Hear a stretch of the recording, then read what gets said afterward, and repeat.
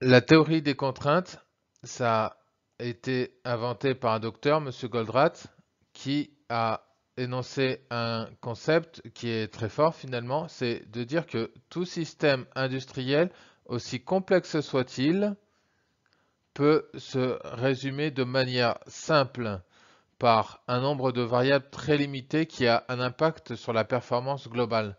C'est une approche systémique qui va considérer que tout système industriel possède un déséquilibre quelque part, c'est inévitable, il y aura toujours un déséquilibre quelque part dans le système, et qu'il faut admettre d'abord son existence, dé déterminer le poste qui génère ce déséquilibre pour travailler dessus et gérer son activité et l'optimiser.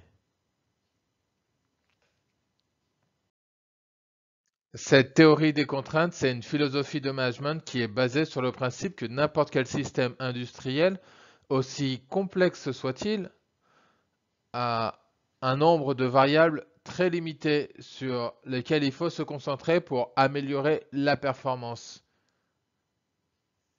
Donc, il y a quelques points qui permettent d'améliorer cette performance globale.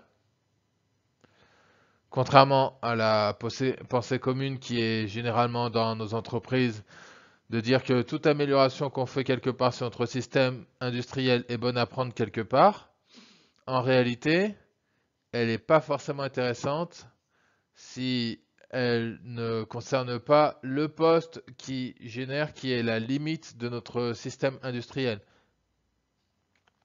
La contrainte, on va identifier une contrainte dans la théorie des contraintes, qui est le poste qui crée des goulets dans le système de production et qui va limiter le flux de notre système de production.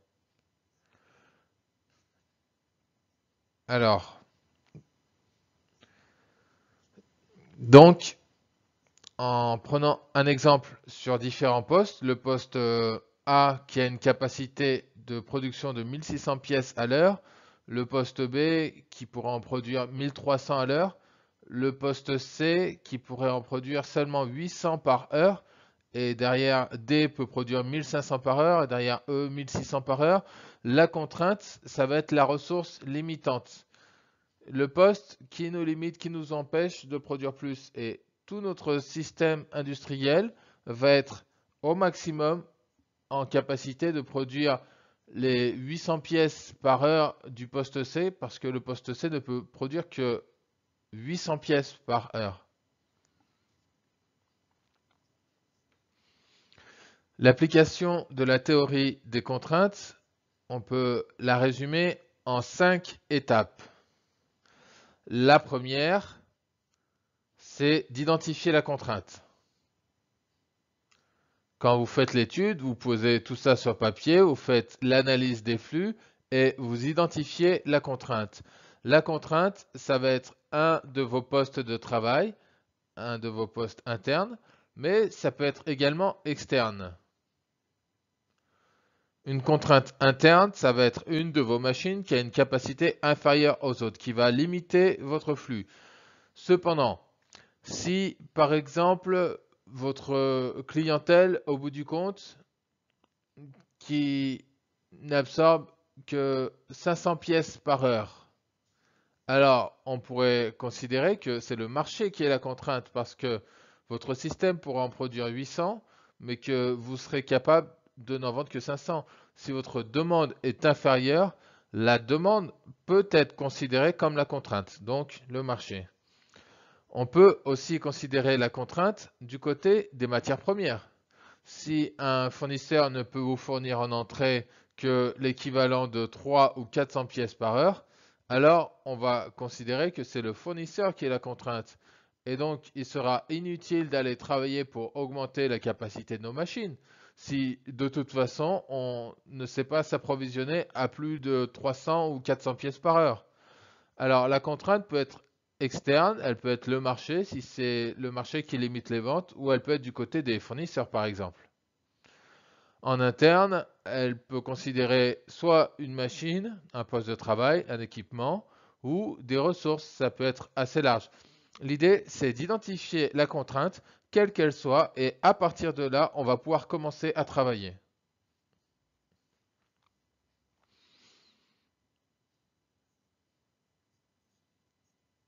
Visuellement, c'est beaucoup de bon sens.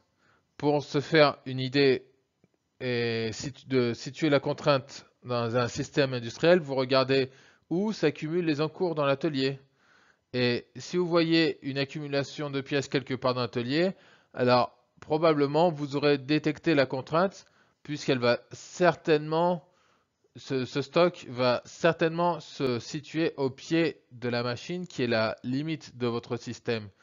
La limite qui va bloquer le débit de votre système entier.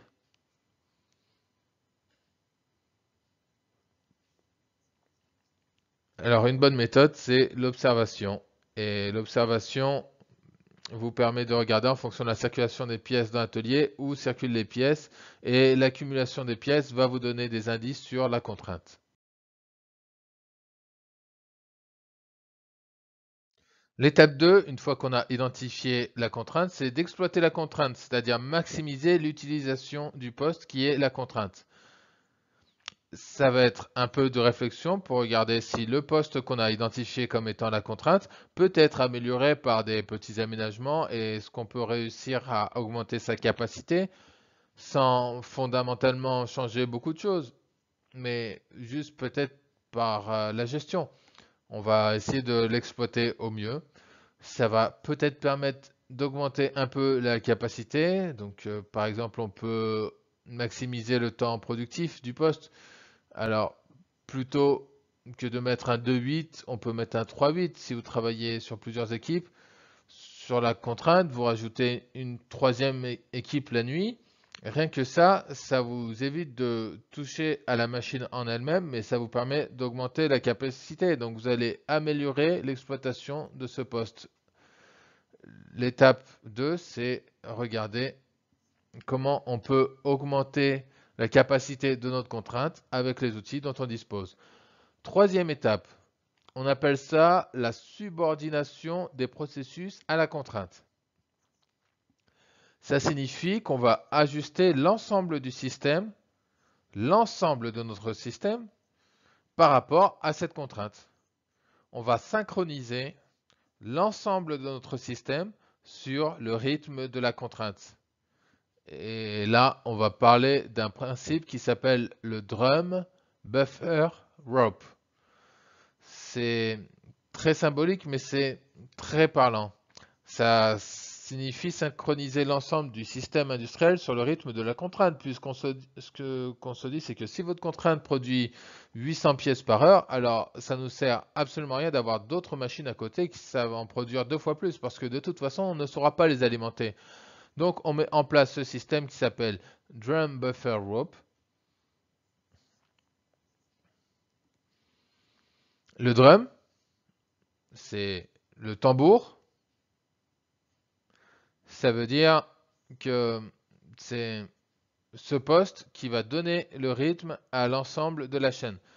Donc c'est le symbole du tambour qui va battre le rythme sur lequel les autres postes doivent se synchroniser pour optimiser ce poste goulet. Il va battre la mesure dans le système. Ce tambour est là pour donner le rythme à l'ensemble du système pour que tout le monde se cale sur ce rythme et pas un autre. Ça nous permet d'optimiser et d'équilibrer notre système de production. Ensuite, on a le buffer. Donc, le buffer, c'est un stock tampon qu'on va positionner au pied de notre poste contrainte et qui va avoir pour but de protéger notre poste goulet. Alors, pourquoi il est intéressant et obligatoire de protéger ce poste goulet? C'est que vous ne pouvez pas vous permettre de désalimenter le poste goulet. Parce que tout retard pris sur ce poste ne sera pas rattrapable, puisque de toute façon, vous ne saurez jamais produire au-delà de 800 pièces par heure. Alors, si votre pièce A, par exemple, tombe en panne, vous allez certainement produire un rythme inférieur pendant quelques temps, mais quand ça va repartir, vous allez rattraper le retard parce que en produisant 1600 pièces par heure, vous allez rattraper le retard pris et vous allez reconstituer un stock plus loin. Si la machine tombe en panne et qu'elle arrête de produire, au redémarrage, vous allez produire 800 pièces par heure. Vous ne pourrez pas rattraper ce que vous n'avez pas fait pendant X jours de panne. Alors, l'intérêt de protéger cette contrainte, c'est de se dire que tout aléa sur la contrainte va nous pénaliser dans notre production. Pour éviter toute désalimentation possible du poste, on constitue un stock pour que même si A ou B tombe en panne et qu'elle n'est plus en capacité d'alimenter le poste C, on a toujours un peu de stock pour ne pas perdre de capacité sur le poste C et on continuera à produire malgré les aléas qui peuvent avoir lieu en amont de notre chaîne de production. C'est le buffer. Et après, on a rope. Donc, rope en anglais, ça veut dire corde. Le symbole de cette corde, il va relier le buffer et l'entrée de notre ligne de production. Et il symbolise le fait qu'il va retenir le rythme pour empêcher les ressources en amont de produire plus que ce que le poste goulet peut absorber. L'idée, c'est de symboliser ce lien entre le goulet et l'entrée pour les empêcher de produire plus que nécessaire. Produire plus que nécessaire, c'est un gaspillage. Donc, à nouveau, le lean dit, on supprime le gaspillage, aucun intérêt à produire plus, on va seulement créer du surstock et on va juste perdre de l'argent. Donc, drum, battre le rythme, le buffer pour protéger la contrainte et rope pour cadencer l'ensemble du système sur le rythme de la contrainte. Ça, c'est l'étape 3. On subordonne le processus à la contrainte, c'est-à-dire qu'on cale l'ensemble du système sur le rythme de la contrainte. Et après, on passe à l'étape 4. L'étape 4, ça va être une fois qu'on a détecté la contrainte, qu'on l'a un petit peu optimisée, qu'on a calé l'ensemble du système sur le rythme de la contrainte. Si on veut augmenter la performance globale de notre système, il va falloir élever le rythme de la contrainte. Et donc, l'étape 4, c'est élever la contrainte. Élever la contrainte, qu'est-ce que ça veut dire? Ça veut dire qu'on va investir, on va trouver des solutions pour augmenter la capacité. Et augmenter la capacité de la contrainte va nous permettre d'augmenter la performance globale et d'augmenter la capacité de l'ensemble de la ligne, puisque la contrainte, en l'augmentant, on augmente l'ensemble de la capacité de la ligne de production. Donc, ça va être nécessaire si les initiatives qu'on a prises sont épuisées. Si on est déjà en 3.8, que la machine tourne en 24 heures sur 24, on n'a plus de levier. On va devoir aller chercher quelque chose de plus lourd pour augmenter notre capacité. On va le faire uniquement d'ailleurs si la capacité qu'on a pu atteindre par notre optimation n'est toujours pas suffisante par rapport à ce qu'on veut faire, donc notamment par rapport au niveau du marché.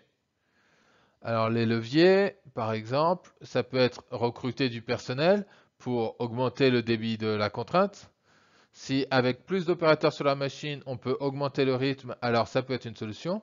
Ça peut être investir dans de nouveaux moyens, acheter une deuxième machine par exemple, ça va permettre de doubler la capacité. Ça peut être remplacer des machines qui sont un peu vieillissantes par des machines un peu plus performantes, qui sont plus récentes. Ça peut être aussi mettre en place de la sous-traitance par exemple. Mettre en place de la sous-traitance, ça va vous permettre d'augmenter votre capacité sur une opération donnée. Ce sont des idées, des leviers sur lesquels vous pouvez agir. Et quand vous avez fait tout ça, vous avez réussi à augmenter la capacité de votre contrainte et on recommence le système. Et on va trouver une nouvelle contrainte. Parce qu'une fois que vous avez augmenté votre capacité, généralement, votre contrainte s'est déplacée ailleurs dans votre système et vous refaites une analyse pour détecter la nouvelle contrainte et à nouveau travailler dessus, augmenter sa capacité, etc. Alors, par exemple, quand le poste C était une contrainte à 800 pièces par heure, on a optimisé en achetant par exemple une deuxième machine.